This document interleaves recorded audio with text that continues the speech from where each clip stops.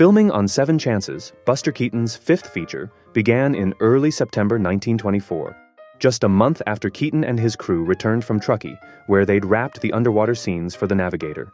So, there was hardly any time for Buster to rest. What's more, Seven Chances became the first Keaton picture that his producer Joseph Schenck truly interfered with.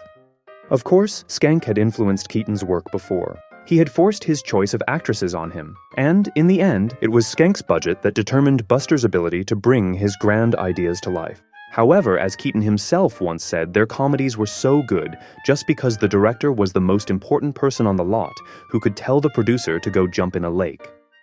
Buster's friend and assistant Clyde Bruckman recalled that Joe never tried to present himself as a comedy expert and always listened carefully to Keaton and his team. That's why, when Schenck, during a trip to New York in the spring of 1924, without consulting Keaton, acquired for him Roy Cooper McGrew's Broadway play Seven Chances and, what's worse, hired a director for him, Buster was, to put it mildly, not thrilled. In the early 50s, he described this episode indignantly to his biographer Rudy Blesch. A certain local screwball sold himself to Joe as a great director, and also sold him a story, a Belasco show called Seven Chances for $25,000. The money wasn't much, but the show.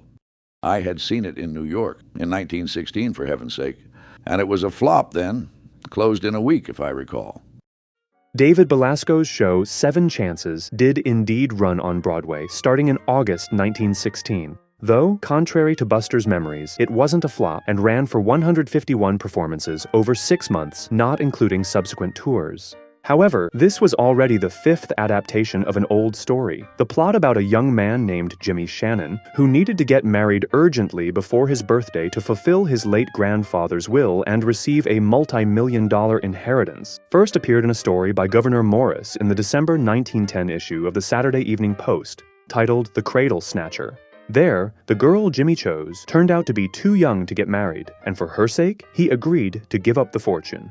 Over the next 5 years, several plays based on the story were staged partially changing the plot, and by the time David Belasco's Seven Chances appeared, this storyline was already considered worn out. Besides, the previous shows had indeed closed after just a few weeks, so it's no wonder that in Keaton's eyes, Schenck had tried to palm off shoddy goods on him. The film director John McDermott, the eccentric owner of the strangest house in Hollywood, built entirely from the salvaged remnants of various movie sets, had no connection to Belasco's show and didn't own the rights to the play, so he simply couldn't have sold it to Schenck as Buster remembered. According to the press, Schenck acquired the rights to the play directly from its author and David Belasco. McDermott only signed his contract in late July, by which time Keaton's new project had been announced, and Buster managed to get rid of his previous co-director, Donald Crisp, with whom he'd never seen eye to eye. However, McDermott could have planted the idea of buying the half-forgotten Seven Chances in Schenck's mind, offering his directorial services. Schenck was hardly pleased that Keaton regularly missed production deadlines. For example, he reworked Sherlock Jr. for so long that he released it 2 months late. And the ill-fated underwater filming for The Navigator, which Buster insisted on despite numerous difficulties, resulted in only a couple of minutes of screen time, yet required an extra month of work and significant unplanned expenses. It's easy to imagine that by buying a ready-made story and hiring an experienced director, Schenck hoped to optimize the chaotic creative process of his protege. Unfortunately, Buster couldn't simply refuse the imposed terms. He was bound to Schenck not only by a strict contract, but also by a web of family and business relationships. However, his outrage is easy to understand. McGrew's play was an intimate dialogue-driven farce, a world away from the slapstick and action Keaton loved. Moreover, the play's main character, a committed misogynist who only warmed to the idea of matrimony after learning of his inheritance, was the polar opposite of Buster's typical, touchingly heroic personas. Keaton tried to convince Schenck that the material wasn't right for him. He even suggested giving 7 chances to Sid Chaplin, Charlie's older brother and a gifted comedian in his own right. But Joe was adamant.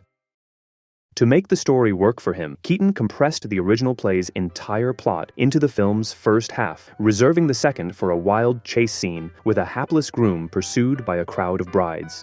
The protagonist was also rewritten to more closely resemble Buster's usual characters and to evoke greater sympathy from the audience. In this new version, Jimmy Shannon had a girlfriend he was hopelessly in love with, but couldn't bring himself to confess to. His interest in the inheritance was now explained by the debts the firm he shared with his partner had incurred. Interestingly, in an early draft of the script, these debts were the result of Jimmy donating the firm's funds too generously to charity, but this sentimental subplot was ultimately cut. However, the script wasn't the only problem. John McDermott, whom Schenck had hired to work with Keaton on his next 7 pictures, had nothing to do with slapstick.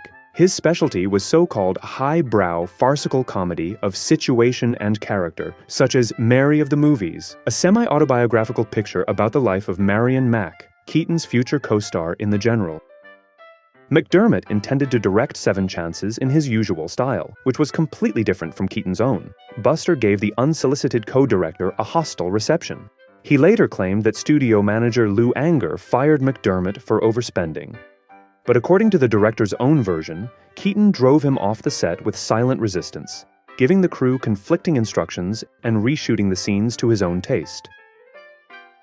2 weeks after work began, McDermott went to Schenck and terminated the contract, explaining that he and Keaton were creating 2 completely different versions of the story. Buster wanted gags in every scene he tried to shoot straight, and he always had the final say. So under these circumstances, McDermott preferred to lose money, but not his reputation. Meanwhile, Keaton had more interesting things on his mind than arguing with McDermott. Back when work on The Navigator was finishing, it was announced in the press that his next movie would be in color. While experiments with coloring film were nearly as old as cinema itself, 2-strip Technicolor system, which worked by filming 2 images on black and white negative through red and green filters, then transferring them as color layers onto a single strip of film for standard projectors, only appeared in 1922.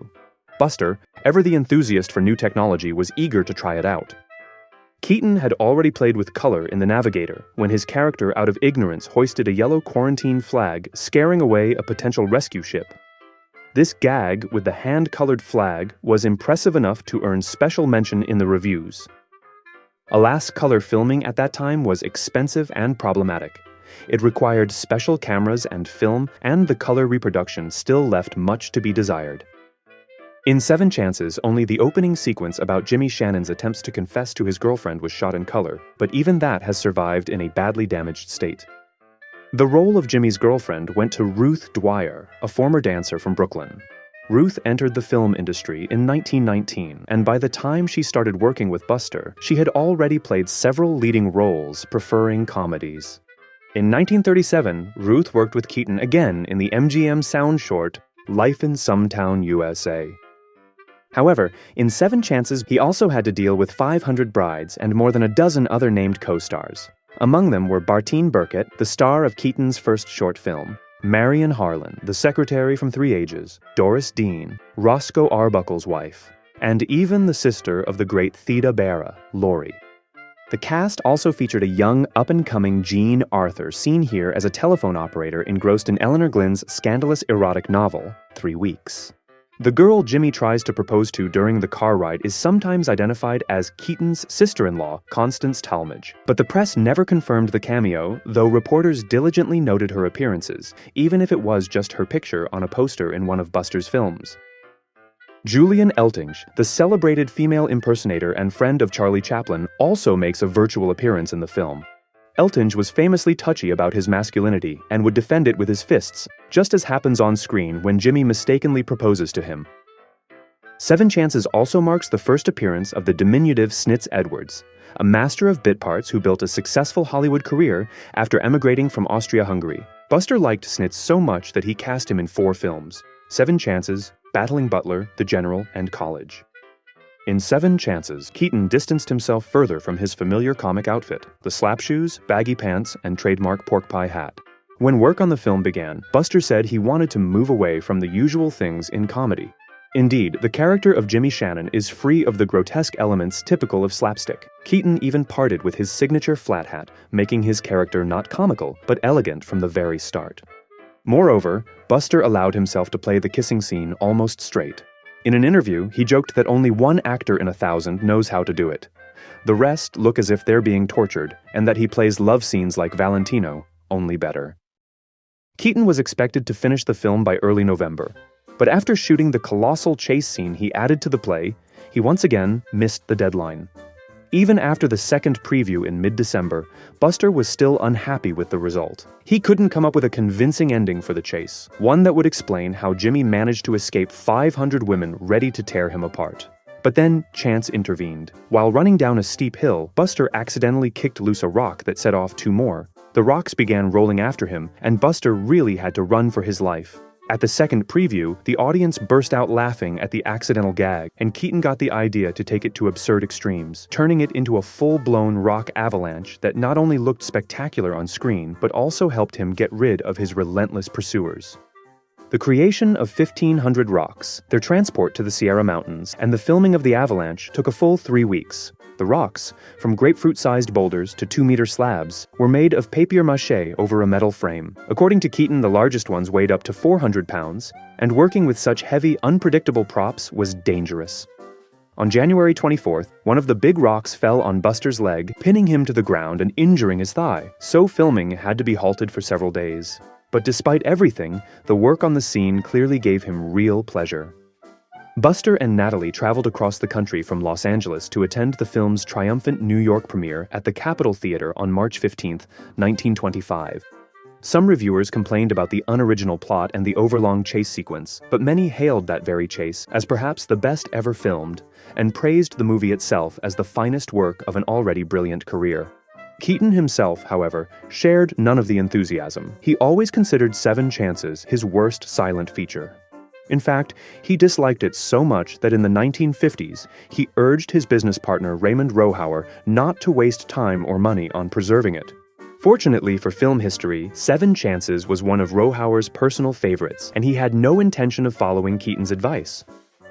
As for Joe Schenck, if his goal in interfering was to save money and stay on schedule, his plan backfired spectacularly.